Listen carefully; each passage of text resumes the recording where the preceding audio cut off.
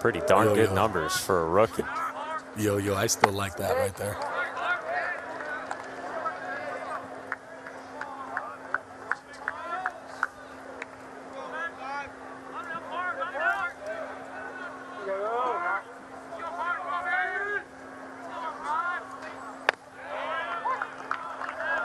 Mike, Adam, thank you very much. We take you from Chestnut Hill all the way down to Coral Gables for one of baseball's best rivalries, with the former big league all-star Gabby Sanchez, Mike Monaco with you. And Gabby, Florida State jumped on Miami right out of the gates with 3 runs in the top of the first. Oh, it was impressive. They have carried over from that Florida game, and they are swinging hot bats. You got Tyler Martin got a hit right off the bat. Logan Lacey scores them with a double. You got Robbie Martin bringing in guys in. They were swinging really well. And right now, Parker Messick is doing his job on the mound. He gave up a leadoff walk to Jordan Lala, but he has definitely settled in here, and he's got 2 outs in this bottom of the first inning.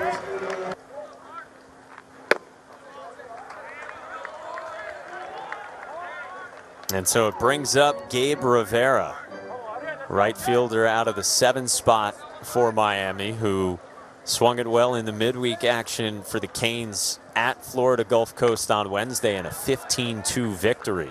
And he gets another shot out there for Gino Damari. Hey, with Gino, if you're out there, you're swinging the bat well, you're playing good, you're doing what you need to do in practice, he's going to let you play. And if you gives you the chance to play and you are successful, well, he's going to give you another chance to play. What are we going to see from Parker Messick tonight, Gabby, for Florida State? Well, you're going to see a good fastball. It stays anywhere between that 90 to 93 kind of range. But he knows how to pitch, and that's the biggest thing with him. He is able to throw the ball in. He's able to throw it out. He's got a good little slider to go along with it. He's got a changeup. You're going to see all the pitches. But with him, it's location. He goes in, he goes out, he goes up, he goes down, and he knows what he's doing on the mound pitching-wise.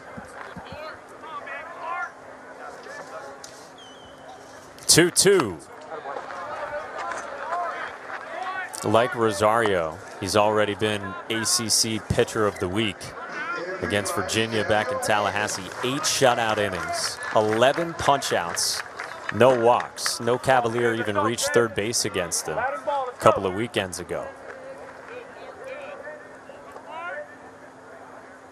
Another 2-2. And a strikeout for Parker Messick, his second. Yeah, just a great job right there. You can see it's just location, location, location. It's got a nice little changeup. It runs away 83 miles an hour. And when you're able to throw a fastball 90 to 93 and you get that 10-mile-an-hour difference in that range of a changeup, it's really hard for a hitter to be able to lay off of it. And when you're able to locate that changeup away to a righty and you're throwing your fastball off that same, that little movement right there at the end is all you need to be able to get that swing and miss. Well, he has added a 4th pitch in addition to the plus change, the slider and the fastball. We just saw it there. It nearly planted itself on the back of C.J. Kafis, the first baseman for Miami, true freshman. Hey, when you're working on a pitch, you're going to throw it. And every once in a while, it's going to get away from you. It's still a work in progress pitch. But he has been throwing it a lot more. He has been throwing it a lot better. He has been keeping it down in the zone. So when he is on and he's able to use that 4-pitch mix, it makes it a lot harder for a hitter because he is able to throw all those pitches 4 strikes.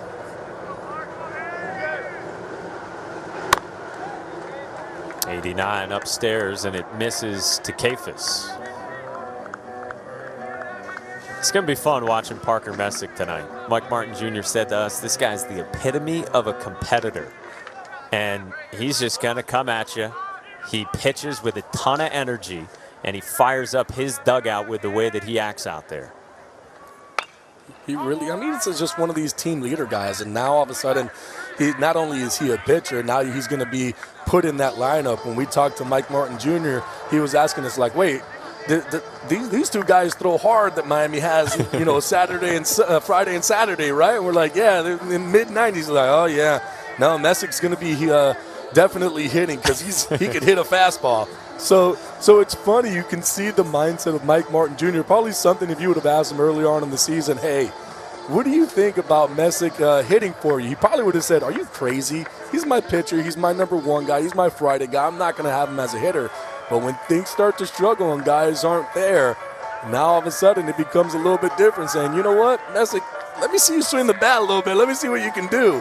So now all of a sudden you have a guy who you got hitters who are respecting him because he's doing it at the plate, and you got all the pitchers who are respecting him because on the mound he can do what he can do. Well, and thankfully he's got his catcher back behind the plate. Matt Nelson looked like maybe something was in his eye, his contacts. Yeah, he's back to 2020. 2-2 on the way. Kafis spoils it foul.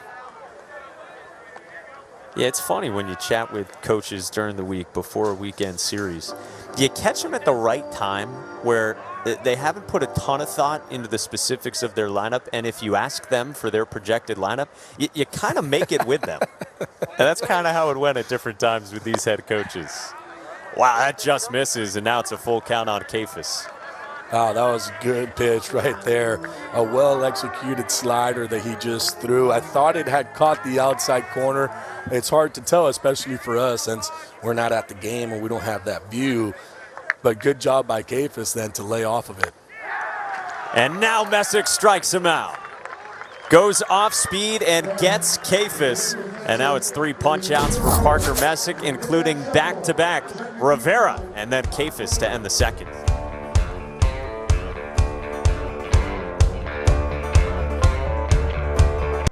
Life's pretty good right now if you're Parker Messick, the second-year freshman from Plant City, Florida, just outside of Tampa. Not only does he pitch right now with an 8-0 lead, but batting out of the 5 spot in the FSU lineup, he's got 3 ribbies too, Gabby. He's 1 for 2 with 3 ribbies. He's pitched 2 innings, only given up 2 hits. One of those was a 10-foot double that just went sky high that got lost. I mean, he's doing everything right now for FSU, and he is looking real good. We were just talking about it. Can there be a guy who can be the offensive player of the week, but also pitcher of the week? So far, he's got a chance. Well, again, it was after Virginia Tech shut out Florida State last Saturday. Mike Martin Jr. put these 2 guys in the lineup on Sunday. He rolled with them again in the midweek action, and they're batting back-to-back, 5-6 again for the Seminoles. They've got 8 hits between them. They've only struck out a couple of times, and that's what Mike Martin Jr. has been in search of. Guys who are going to make contact in this lineup for Florida State, and one of them just so happens to be the Friday night ace. I mean, you could have asked him early on in the season this would ever have happened, and he would have said, nope. You know, fall and spring ball, no chance.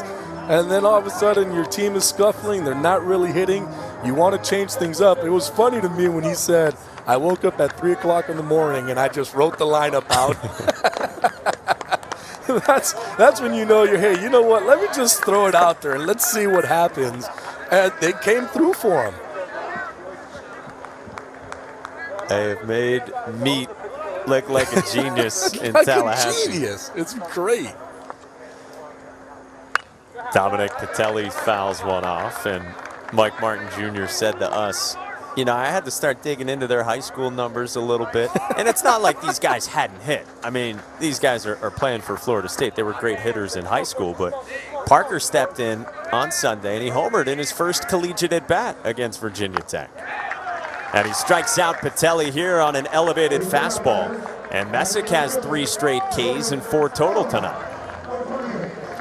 I did my digging in, but let's dig in on this fastball right here. It's up in the zone. Just a great pitch. And Patelli offers at it, tries to couldn't get on top of it. Ball just gets blown right by him. But I did do my little homework, and I looked at their stats because I had to see what they did in high school to be able to get that start, and for Mike Martin Jr. to give him the consideration to even, you know, be a hitter. And I started looking, I'm like, okay, well, in high school, you know, Parker Messick hit 294, 7 home runs, 40 RBIs for his career in high school. And then Wyatt hit 414 as a junior in 2019, and they didn't have a 2020 season. So I'm like, all right, well, if you're Mike Martin Jr. and you're looking at that, you're going, Well, let's see. I mean, the average is pretty good. Let's see what they could do in college level now. Couple of guys who can swing it as well. And Messick's been fun to watch on the bump this year for Florida State. He's behind Jordan Lala right now, 2 balls and a strike on the leadoff man for Miami.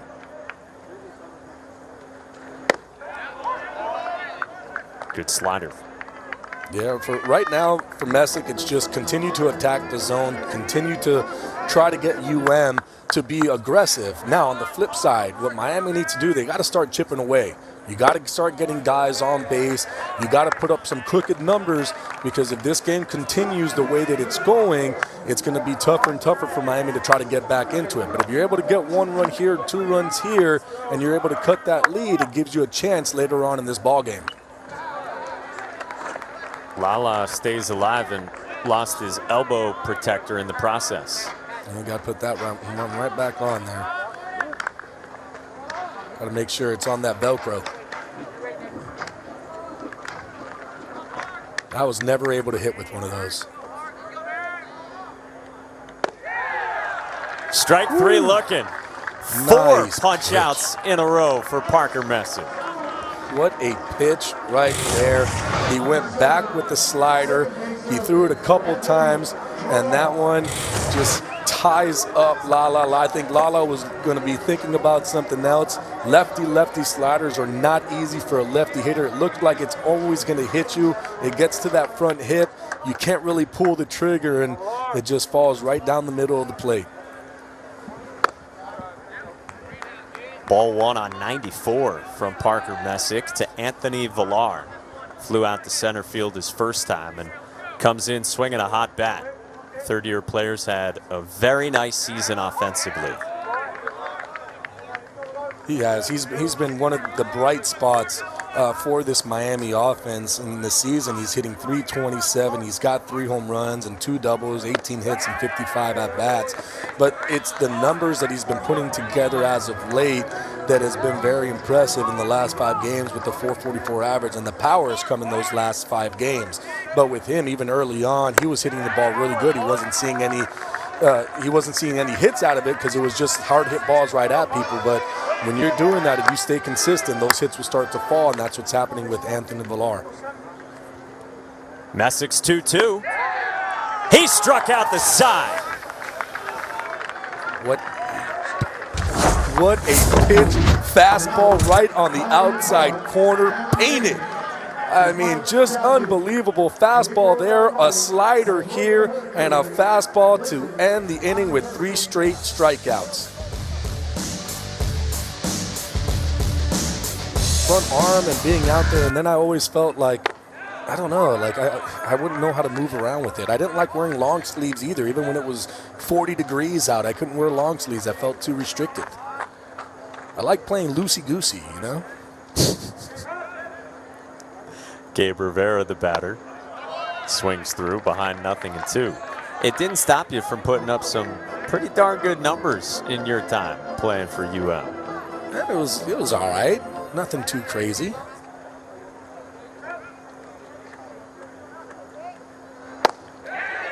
Tell me about your cycle. I mean, you had a cycle, right? I did. I did have a cycle. It was against Pace University. I mean, of course, the hardest one was the triple for me. Let's be honest. I wasn't a burner around the bases, but I believe I hit the triple like my second at bat, something in that range. So I was like, well, I mean, the easier one is going to be the home run, that's for sure. Some College World Series trips for you. Parker Messick just punched out Gabe Rivera looking after some indecision, it looked like, on what the call might have been from Linus Baker behind the plate, but Messick gets his strikeout, and that's his 7th. As you're mid-throw and you can't stop yourself. So great job both ways right there. It's nice when you got a middle infielder who's going to bail you out. Well, you know what? The middle infielders get bailed out a lot more at first base than the first baseman's getting bailed out by them. Ball and a strike on Dominic Patelli. Shortstop fields it pretty well himself. We saw that just a little while ago. Bats out of the 9 spot. Struck out swinging his first time on a good fastball from Messick. But you can see with Messick, everything is basically away. It doesn't matter if you're a lefty or a righty. With the righties, he's throwing those off-speed pitches, the sliders, the changeups. Everything is staying out over the plate. And it seems to me like the hitters right now, they're getting a little too trigger happy. They're opening that front hip a little bit too much, and they're not going to the big part of the field. So right now you got to make that adjustment. You have to say, hey, right now everybody looks like they're trying to pull. You're trying to hit that 3-run, 4-run homer with nobody on base. Let's get guys on. Let's start shooting the ball right back up the middle. Messick's fired up after he strikes out Patelli. Couple of Ks in the inning for Parker Messick. He got Gabe Rivera looking, and then he gets Dominic Patelli swinging. He's through 5 shutouts.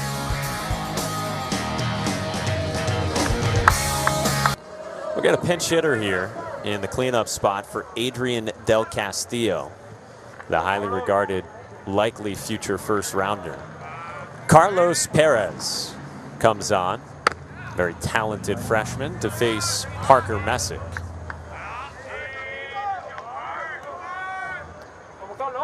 Yeah, Carlos, he's really good defensively. This just goes to show you what Gino's thinking right now. You know what? It's an 11-0 ball game. It's the bottom of the 7th inning. I got Adrian out there. I'm going to want him to catch the next 2 games. So I'm going to give him a couple, innings break and let him get out there and just kind of take it easy, because at this point of the game, it's going to be real hard for Miami to get back into this one. 1-2 from Messick, and another strikeout for Parker Messick. That is his 9th tonight, carrying 90 miles an hour into the 7th. It's spotting is what it is. It's pitching. When you're talking about a pitcher, this is what you're getting. You're getting a guy who's able to hit spots. He works the ball in, he works the ball out. He's off speed, he's able to throw it in, he's able to throw it out, he's able to throw in all different quadrants. And when you're able to do that, you're really, as a hitter, you put yourself in a tough position, because now I'm getting my eye levels changing. I'm looking up, I'm looking down, I'm looking out, I'm looking in. I have to look at a certain spot, and guess what? Messick ain't really doubling up on any pitches. He's going both sides of the plate. He has just been outstanding to the game and get some swings in. And this is the time for these guys to be able to try to turn it around, to say, hey, I can still do it. I still got it. Maybe I'm able to get in there. Maybe I'm able to get another couple plate appearances and do something with it. So it was really good to see Tony Jenkins. That's the 4th hit he's had this season. And he's aboard for Alex Terrell. Terrell's got one of the 3 hits against Messick. There have not been a lot of them. And of course, his was the pop-up just in front of home plate that got lost in the twilight. There's a sword at pitching ninja on the off-speed from Parker Messick. I like how you threw that one in there right there. We'll see if Rob is watching or if any of his devoted followers are. Yeah, but with Terrell as well, he's been swinging better as of late. You can see that early on in the season, I think he was just putting a little bit too much pressure on himself, expanding the zone a little bit too much. And, lately he's been backing up the ball. He's been letting the ball get more into the zone. But same concept with Terrell. If you're able to get him going, he's a big part of this Miami offense.